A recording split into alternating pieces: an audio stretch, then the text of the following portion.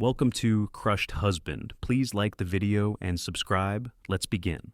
I wasn't supposed to be home that early. A client bailed last minute on a Range Rover rebuild, so I figured I'd surprise Melissa, maybe even grab lunch together.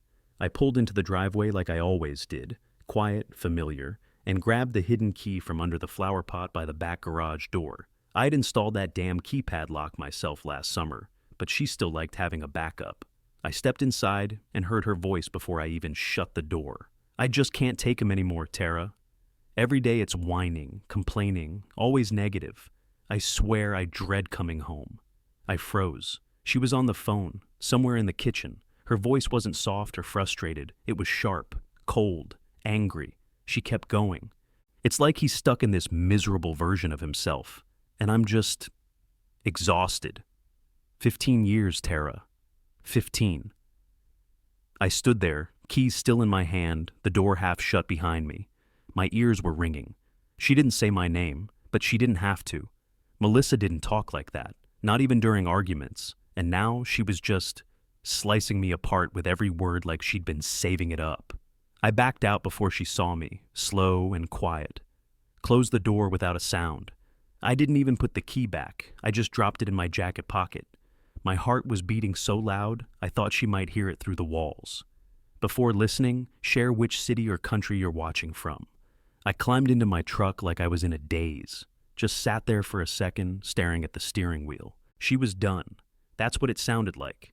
She was done with me, and I'd been too blind, too caught up in the grind to see it. I didn't start the truck right away.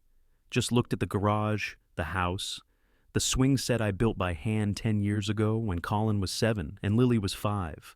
The cracked driveway I never got around to fixing. I don't even remember pulling away. I just remember the wheels turning and the road disappearing under me. I wasn't headed anywhere. I just knew I couldn't stay. The phone buzzed once. Probably her. I didn't check. I just kept driving. Like, if I stayed in motion long enough, the words would stop echoing in my head. The mountains pulled me in like they always had. Quiet, heavy, and impossible to argue with. I didn't have a destination. I just let the truck eat the miles while my mind chewed on her voice. I just can't take him anymore. That line looped in my head like a busted belt squealing under pressure. I knew that tone. It wasn't frustration. It was done. Done with the sighs, the way I left dinner cold while I checked parts orders, the late nights in the shop, the half-assed apologies. Maybe she wasn't wrong. I'd built that house with my own damn hands. Spent 2 years gutting it, one nail at a time, every beam, every tile. I rebuilt the garage to make space for my dream, Weston Customs. I had plans once, muscle cars, classics, old school metal and sweat. Now it was Suburbans with lift kits and overpriced light bars for clients who never got mud on their tires. Colin was 17. Lily just turned 15 last spring, and I'd been on autopilot for too long. Running the shop, keeping the money flowing, thinking that meant I was holding the family together. I couldn't remember the last time I asked my daughter what she was into, or helped my son with anything that didn't involve torque specs. I passed a green sign for some no-name exit, then another. Didn't take either. Somewhere past Divide, the elevation kicked up, and so did the wind. The road narrowed and the pine trees closed in around me like a tunnel. I didn't cry, but I wasn't far off. My throat was tight, like I'd swallowed a mouthful of rust and couldn't cough it out. Quick note, before we start, how's your day going, and where are you joining from? By the time I saw the diner, I was running on fumes, gas and otherwise. One of those faded places stuck in the 70s. Neon open sign barely lit. I pulled in and sat there for a second, engine ticking in the cold. Inside smelled like grease, dust, and something sweet. Maybe pie. There was one waitress. Didn't ask questions when I ordered black coffee and a bacon sandwich. I sat by the window with my notebook. I stared at the blank page a while, then wrote, "Melissa, you don't have to explain. I heard enough. I'm not angry, just empty. Tell the kids I'm okay. I'll send more when I figure out what this is. D." I tore the page, folded it once, and walked over to the post office next door. Still had the flag up. I dropped it in the slot and didn't look back. Then I hit the ATM on the corner. Took out half, my share. Nothing more. I wasn't trying to start a war, just wanted room to breathe. I filled up the tank at the gas station across the street, bought a cheap map just to have one, and tossed my phone in the glove box without checking it. I knew there'd be missed calls, maybe even a text. But right then I didn't want to hear a damn thing from that world. Back on the road, I headed west. Didn't care where. Just needed the hum of tires, the cold air slipping through the cracked window and distance. Lots of it. I looked in the mirror once and didn't like what I saw. I looked tired, soft in the wrong places, worn down. My 23-year-old self would have kicked my ass for turning into this middle-aged, bootlicking version of a dreamer who sold out for custom leather interiors and polished chrome. I turned the music up and kept going. Somewhere out there was a version of me I'd lost track of. And I was gonna find him, or burn out trying. A couple 100 miles later, I crossed into Nevada. My back was tight, and my legs ached from hours behind the wheel. I passed a dusty sign for Carson Ridge, population barely over 1,000, and something tugged at me. I'd been here before, long time ago. Hank's shop sat on the south edge of town, same cracked lot and faded signage I remembered from when I was 23 and still half stupid. Back then, it was just me, a busted Dodge Charger, and a pocket full of pipe dreams. Hank didn't care where you came from, just how you turned a wrench. The front garage bay was open. Old smell hit me right away. Grease, rubber, gas, and time. Like it had been trapped in the walls for decades. A guy in his 30s looked up from under a hood. Greasy ball cap, beard, same stocky frame I remembered from when he was just a loudmouth teenager hanging around Hank's shop, always asking questions. "Roy," I said, stepping closer. He squinted, wiped his hands on a rag. "No shit, Danny Weston." "Yeah." He looked me over like I was a ghost. "Damn, thought you fell off the map." "Maybe I did." He laughed once. "Hank used to say you had diesel in your veins. Said you'd end up running your own shop one day." "I did, still do, more or less." Roy nodded toward the office. "You just passing through?" "Actually," I hesitated. "I'm looking for work. Just for a while. Don't need much. Somewhere to wrench, clear my head." He didn't ask questions, just chewed the inside of his cheek like he was doing mental math. Then he said, "Come on, I'll show you what we've got in the back." He led me through the side door into the second bay. That's when I saw her, 1967. Mustang fastback, cherry red paint chipped down to primer in places, wheels off, hood wide open like a surgery patient mid-operation. "She's been sitting 10 years, Roy said. "Guy paid up front but vanished. I've been meaning to get to her, but you know how it goes." "Original block?" I asked, already walking closer. "Yep, needs love. Full strip and rebuild." My fingers twitched just looking at it. "I'll take it." Roy raised an eyebrow. "You serious?" "Yeah, you got a cot or something out back." He laughed again. "Better, trailer behind the shop's empty. Needs a broom and maybe a prayer, but it's yours if you want it." I nodded. "Done?" The next hour was a blur, signing a couple papers, grabbing the key, tossing my duffel in the mobile home. It was a single-wide, peeling linoleum, broken blinds, old mattress, no internet. Perfect. I opened the drawer by the bed, dropped my phone in, and shut it without looking at the screen. Didn't want to know. Not yet. Next morning, I got up before the sun, stumbled to the shop with stiff knees and a thermos of burnt diner coffee, slid into the bay without a word. Just me, a rusted-out Mustang, and a box of tools I hadn't touched in years. First bolt was frozen solid, took 10 minutes and every ounce of patience I had. My knuckles split open when the wrench slipped. I didn't curse, didn't flinch, felt alive. I kept going, carburetor, fuel line, brake assembly. Each part I pulled off felt like dust shaking loose from my own damn spine. I was remembering things I hadn't touched in decades, how to feel for stripped threads with my fingertips, how the weight of the engine told you more than any sensor. Didn't talk much to Roy that first week, didn't need to. I was busy scraping off the man I'd let myself become. By the third week, my hands were wrecked, skin cracked, grease buried in every line. But my mind was clearer than it had been in years. There was something about tearing down that Mustang one bolt at a time that grounded me. No noise, no emails, no forced smiles at clients with more money than sense. Just steel, sweat, and muscle memory. Mornings started before the sun came up. Nights ended with oil stains on my forearms and my back screaming from crouching too long. I welcomed it. The phone stayed in the drawer. I didn't check it, Didn't even think about it most days. One night, after putting away the socket set and locking the bay door, I sat out back on the little wooden steps behind the trailer. Stars were out, sky clean and wide. That's when I got the itch to write, not to anyone. Not about what happened, just about the work. I opened my old laptop, logged into an old blogging platform I hadn't touched in years, and made a new account. No name, no photos, just a handle. Grease Soul. I wrote about the Mustang, its bones, the way it sighed when you pulled the panels off. I wrote about the feel of real metal, how old machines had voices if you listened right.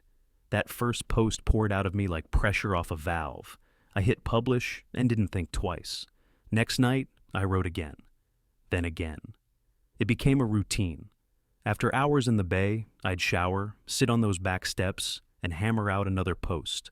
I kept them short, raw, honest, no fluff, no life lessons, just the grind, wrenching, sanding, grinding down parts until they gleamed. Pieces of the past pulled back from the edge. I didn't tell Roy, didn't tell anyone, but within a couple weeks, comments started rolling in. Dude, this took me back to my dad's garage in the 90s. I read this on break and cried. I used to build with my grandpa. Thank you. Man, I needed this. Been stuck in a cubicle for 10 years. Might go buy a project car.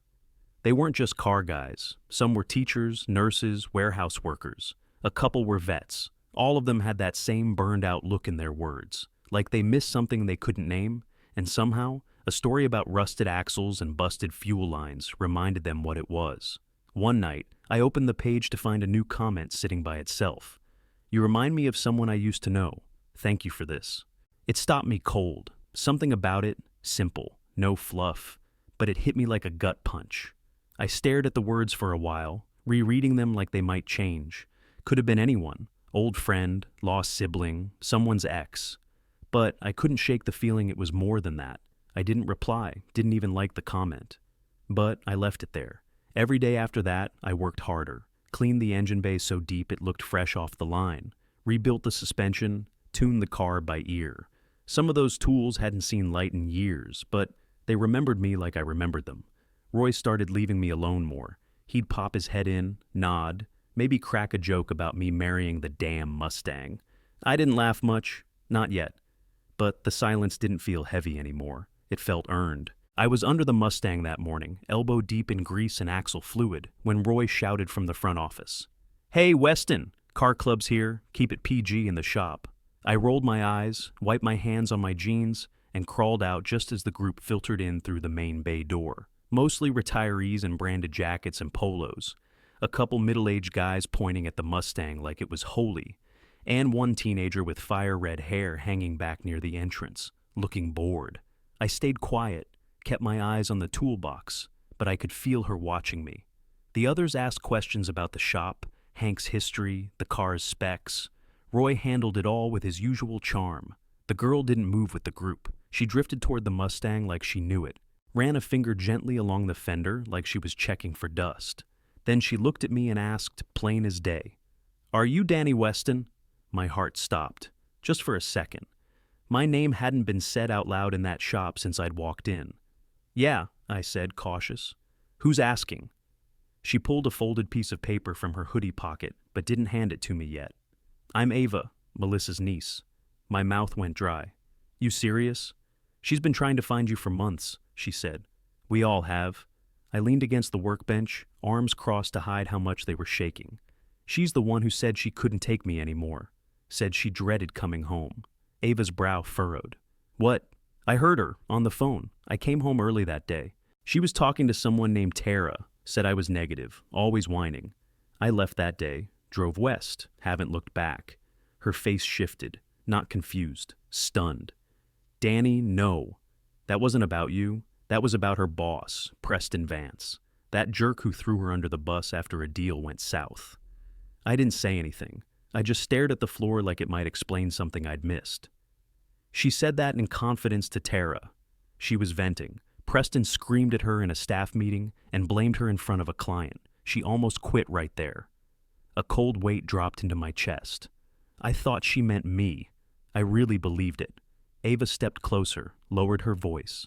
"She reads your blog. The Grease Soul one." My eyes snapped to hers. She doesn't know it's you. She said the way you write. It reminds her of someone she loved once. She reads every post. I turned toward the car, both hands flat on the fender. My breathing felt off, too slow, too loud. The Mustang shell was cool under my palms. She think I'm dead or something? I asked, not looking at her. No, but she's scared, Ava said. She thought maybe you got in a wreck, or just snapped. Nobody knew what happened. You didn't leave a note? Nothing. I mailed one, I muttered, from Colorado. Thought that was enough. It wasn't, she said. She cried for weeks. Colin and Lily thought you'd just abandoned them. My stomach turned. I looked up at her. She looked just like Melissa's sister when we were younger. Same eyes, same way of standing, like she dared you to argue. I don't know what to say. You don't have to say anything, Ava said, handing me the paper. But maybe it's time you start listening. I was still staring at the note Ava gave me when the storm rolled in. Thunder cracked over the hills like it meant business. Roy came running into the bay, soaked through his flannel, eyes wide. Got a call from the sheriff's office, he said, breathing hard. Some family stuck out by the old Timber Wash Trail. No cell signal. Locals are worried. You still know that area. I didn't hesitate. Yeah. He tossed me the keys to the shop's recovery kit. You're the only one who can get through in this weather. They say the rig's half submerged. 2 adults, 2 kids. I grabbed my jacket, threw my tools in the bed of my truck, and fired up the engine. Wind pushed sideways as I pulled out of the lot. Roads were slick, mud already pooling in the ditches. That trail was rough even in good weather. Loose rock, steep drops, no lights, and one long stretch where the wash cuts across like a knife. If they were caught there, they were lucky someone even found them. Tires slipped as I climbed the ridge. Visibility dropped to maybe 20 feet. I kept the brights off. Fog just bounced it back in my face. Tree limbs whipped across the windshield, and I gripped the wheel tighter than I needed to. Half an hour in, I spotted flashing hazards down the slope. Their SUV was nose first in the ditch, back tires spinning pointlessly in the muck.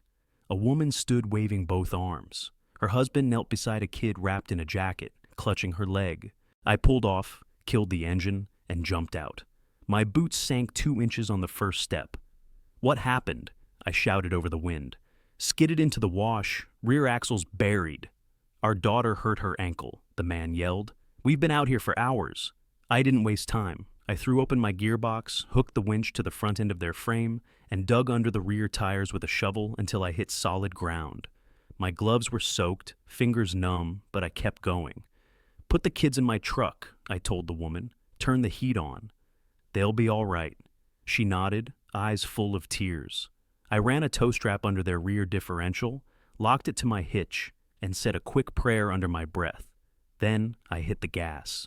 My truck groaned. Tires fought for grip, and slowly, inch by inch, that SUV lifted out of the ditch like it didn't want to leave. The winch strained, strap pulled tight, but it held. After 20 brutal minutes, the damn thing finally popped loose and rolled onto solid ground. I helped the man walk his daughter to the truck. She looked about Lily's age, shivering and pale, but trying to be tough. Her little brother clutched a stuffed animal like his life depended on it. You saved us, the woman whispered once they were all inside. No, I said, climbing into the driver's seat. I just did what needed to be done. Back in town, the diner owner clapped me on the back like I'd won a medal. The sheriff shook my hand. Word spread fast. By the time I got back to the shop, Roy was already calling me Rescue Ranger. I laughed it off, didn't want the attention. But later that night, sitting on the trailer steps, something felt different. Like maybe I'd stopped running. I was wiping down the Mustang's hood under the low shop lights when the door creaked open again. I figured it was Roy, or maybe someone from the diner dropping off another thank you pie I didn't ask for. But it was her, Ava. Hood up, cheeks red from the cold, eyes locked on mine. She's here, she said, stepping inside. Melissa came with my mom. They're staying at the Pinecrest Inn. She doesn't know I found you yet. I set the rag down. My pulse kicked up. She came here, I asked. She's not giving up, Danny. I told you, she never did. I walked to the small office, pulled out a scrap of paper, and sat down at the desk.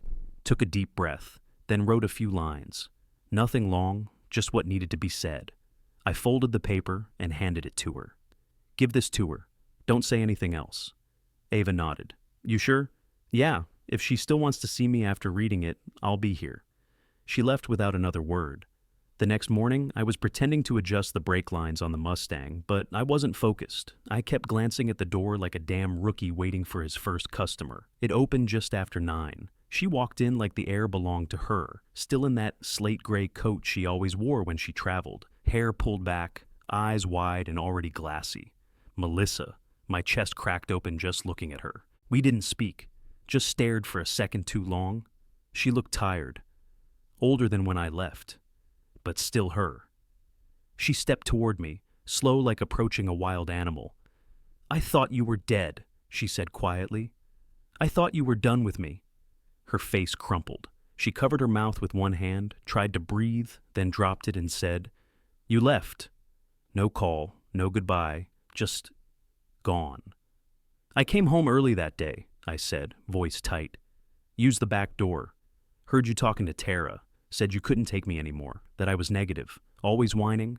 You sounded so cold. She shook her head, blinking fast. I was venting about Preston, my boss. He threw me under the bus in front of a client, blamed me for a deal he tanked. I called Tara after the meeting because I needed to let it out before I broke something. I leaned back against the workbench, arms folded, eyes burning. I really thought you meant me. You've never been perfect, she said, stepping closer.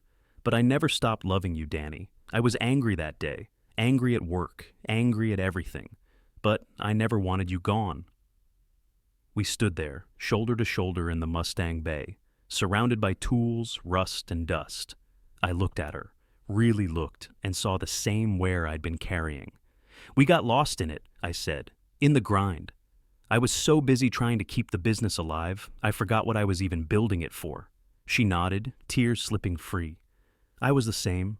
I took contracts I hated, chased work I didn't believe in. We stopped talking, stopped checking in. I didn't even see you breaking.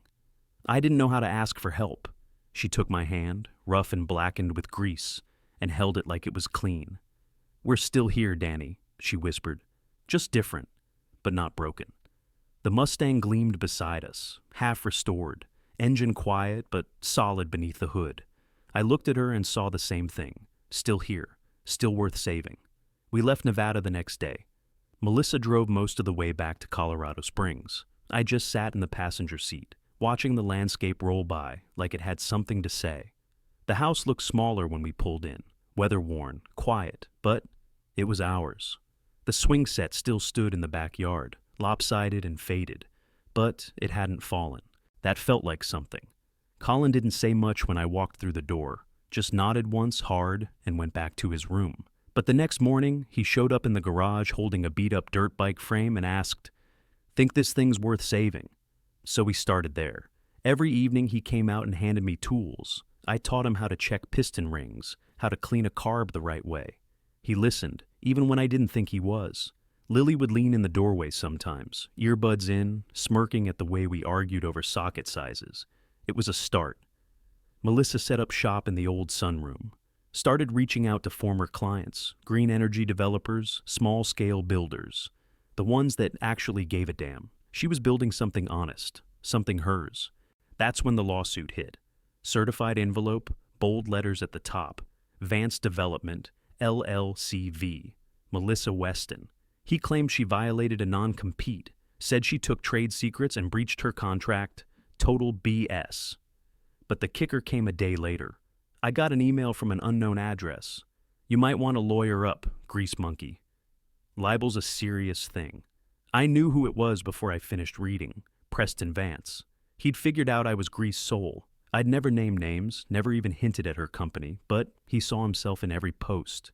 Guilt'll do that to a man. Couple days later, I was locking up the garage when I turned and there he was, standing in the driveway like he owned the place.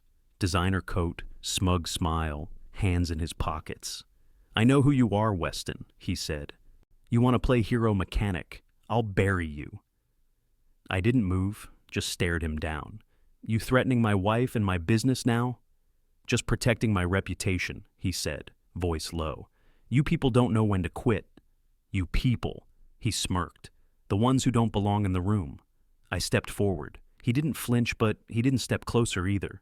"You ever come near my family again," I said, "you'll wish you'd stayed in your glass tower." That wiped the smirk off. He left. 2 days later, fake reviews started flooding Weston Customs pages. One-star trash, all with vague complaints. Rude staff, damaged my car, lied about pricing. None of them real. Then the emails came, from burner accounts, all anonymous. Hack, thief, scam artist. Some even went after Melissa, homewrecker, fraud, like he wanted us to break again. That's when I found the GPS tracker under my truck. Tiny black square clipped to the frame near the rear axle. Clean, new, battery still full. I pulled it off, crushed it under my boot, and didn't say a word. But that night, I sat at the kitchen table while Melissa talked to her lawyer. This wasn't just a smear campaign. This was war. Melissa was still on the phone with her lawyer when I stepped outside to breathe. I couldn't shake the feeling we were being watched, even with the GPS tracker crushed and tossed in the trash. I circled the house once, flashlight in hand. Nothing. But I still locked every door and window before bed. Next morning, I made a call to Todd Warner, a guy I hadn't seen since high school, now a cybersecurity analyst up in Denver. He owed me a favor. I helped restore his '68 Bronco 2 summers ago, after a rollover wreck nearly totaled it. "Todd," I said, "I need to know where the attacks are coming from. Emails, reviews, all of it." He didn't ask questions. "Forward me everything. Give me a day." By the next evening, he called back. "Preston Vance," he said. "Every IP leads back to his company's network, even the burner accounts, sloppy as hell. Can you get documentation?" Already emailed it to Melissa's lawyer. Melissa was sitting across the table from me when the message came through. She opened it, scanned the attachments, and her eyes went cold. "This is enough to blow his case wide open," she said. Her attorney agreed. But it didn't stop there. The lawyer started digging deeper. Old associates, former clients, employees who left Advanced Development in a hurry. Patterns emerged. 2 other consultants, both women, claimed Preston had cornered them in meetings, pressured them. One filed a complaint and was blackballed from the industry a month later. The other got paid to stay quiet. Melissa reached out, quietly, carefully, and they responded. By the end of the week, they had agreed to testify. The lawsuit flipped. Now it was Melissa Weston versus Preston Vance. Harassment, intimidation, career retaliation. Add my police report for stalking, and the bastard was officially on defense. The court date came fast, faster than we were ready for. We walked in holding hands. Our lawyer had warned us it'd get ugly, and it did. Preston sat at his table with 2 lawyers, fake smiling like a game show host. He glanced at me once, smug, like I was just some washed-up gearhead in clean boots.